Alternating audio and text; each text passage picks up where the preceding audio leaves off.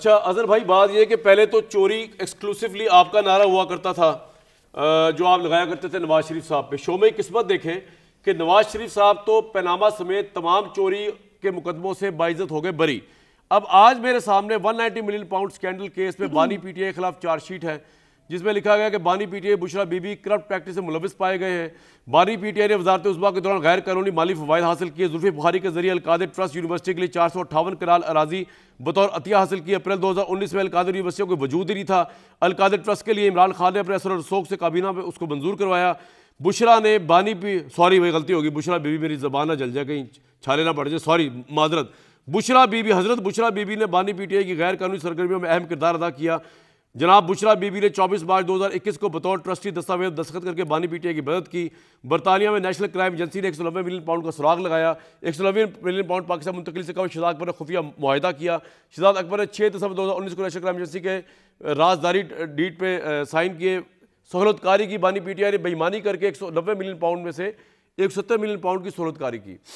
अब सर बात यह कि अब आपको लगता नहीं कि चोरी का इल्ज़ाम तो इमरान खान पे भी लग गया, अभी इन्होंने सुरखरू होना है सुप्रीम कोर्ट से। नवाज शरीफ चोरी डकैती के इल्ज़ाम से सुरखरू हो चुके। हमें चोरी और डकैती से आगे जाना नहीं चाहिए, नंबर 1। नंबर 2, अजहर साहब इसका भी जवाब दे दें।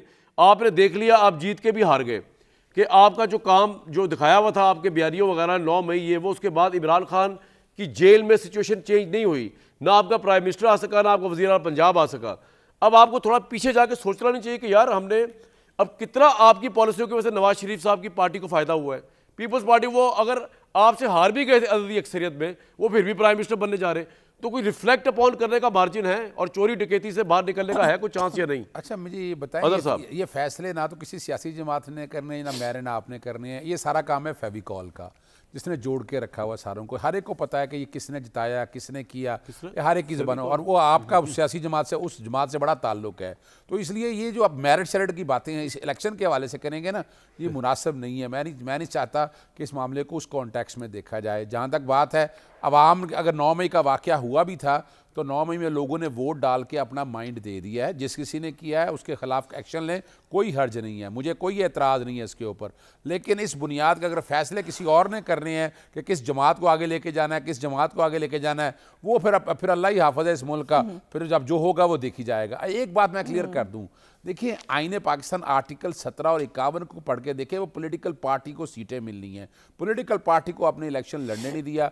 और आर्टिकल 8 के तहत वो सारा काम जो है ना वाइड है। यानी हम टेक्निकलिटीज़ के पीछे छुपते रहे, लिस्ट दी थी नहीं दी थी, वो भाई वो राइट है और तमाम सियासी बातों इकट्ठा होना चाहिए। कल ये नहीं, इन्होंने पता है आपको पिछले इसी इलेक्शन ने क्या किया था? जब ज़िमनी इलेक्शन हुए थे ना, तो वो जो 22 डिफेक्ट कर गए थे पंजाब से, उनमें से एक सीट इन्होंने कहा हमारी बनती है। अजहर भाई एक बात बताएं, आप लॉ का इतना रेफरेंस दे रहे हैं और मुझे पता है आपको मुझसे ज़्यादा लॉ का पता होगा। अजहर भाई मुझे एक बात बताएं, पहले यस और नो में बताएं, क्या ऐसी लेजिस्लेशन जो पर्सन स्पेसिफिक हो वो मेलाफाइडा होगी या वो जायज़ होगी? पहले इसका जवाब दे, फिर मैं आगे आपसे बात करूंगा। पर्सन स्पेसिफिक, इसमें तो कोई शक ही नहीं है ना, वो मेलाफाइडा भी होगी। अब आ जाए नहीं अगर अच्छा एक मिनट सर, अब आप में फिर इतनी मॉरल ऑडेसिटी होनी चाहिए कि इमरान खान साहब को बताएं कि जनरल बाजवा के लिए जो उन्होंने एक्सटेंशन का लॉ बनाया, आज आप कह रहे हैं ना फैसले कोई और करते फिर रहे, उसमें आपका रोल कितना है ये स्पेस पॉलिटिशियनों से लेने का? देखिए मैं इसका आपकी रियलाइजेशन है? मैं इसका 3.5 साल आपने मीडिया को स्क्रू किया,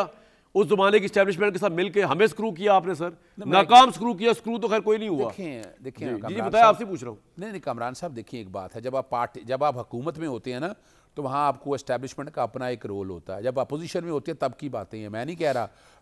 अगस्त 2018 में हमारी हुकूमत आई थी, अप्रैल 2019 में ख्वाजा साहब का रब्ता हो गया। आकर मौलाना फजलुर रहमान ने सारी गेम इनकी उलट पुलट कर दी। ख्वाजा साहब खुद कहते रहे कि हम लेजिस्लेशन के लिए खुद जाते रहे, एमएस जाते रहे, जहाँ मर्जी जाते रहे, इनको छोड़ें। मैं इन बातों से ज़्यादा इंटरेस्टेड नहीं हूँ। नज़र आ रहा है कि इस मुल्क में जमहूरियत नाम की कोई चीज़ नहीं। अब आते हैं आपके अहम इशू की तरफ। देखें जहाँ तक जो है ना घड़ी वाला मामला है, जो है ना घड़ी में एक बात बता दूँ, वो घड़ी डिक्लेयर की हुई है। इनकी तरह एवन फील्ड की प्रॉपर्टी चोरी, 190 मिलियन पाउंड का मामला। इसका जवाब दे देता हूँ, इसका भी सुन ले मेरे पास। वो उस पर इल्ज़ाम लगा कि शायद ये कोई डर्टी मनी है, लेकिन डर्टी मनी है क्या पाकिस्तान में? बताएं ना कि कौन सी करप्शन। मुझे सर एक ब्रेक लेनी पड़ेगी, ये मुझे जवाब देना इसका। एक आपका पॉइंट आ गया। नहीं मुझे जवाब देना इसका। जवाब हम क्यों देंगे सर, वो तो कोर्ट में और सर ये तो चार्जशीट होगी ना, मुझे क्या पता सर, मैं तो उसके हकायक नहीं देखे। आप जो बता रहे हैं बिजनेस टाइकून साहब का रेफरेंस देके, मुझे नहीं पता उन्होंने क्या डील एनसीए से हुई ना हमारे सामने आई, आपने पढ़ी होगी, मैंने नहीं पढ़ी। एक बात। दूसरी बात ये कि मैं तो ये कह रहा हूँ कि अब इल्ज़ाम सब पे लग रहे हैं तो चोर डकैती से बाहर निकले। एक ब्रेक लेने के बाद उस्मा बुखारी साहब बताएगी कि ख्वाह फैसले कोई और करे या ये करे, कितनी स्टेबल गवर्नमेंट है ये, जबकि ऑपोजिशन इस तरह की लैंग्वेज यूज़ कर रही है इस गवर्नमेंट के हवाले से कि इनके पल्ले तो है ही कुछ नहीं, ना लेजिटिमेसी ना फैसला साजी की कुव्वत। तो ये करेंगे क्या आके पावर में, पंजाब में और फेडरल में?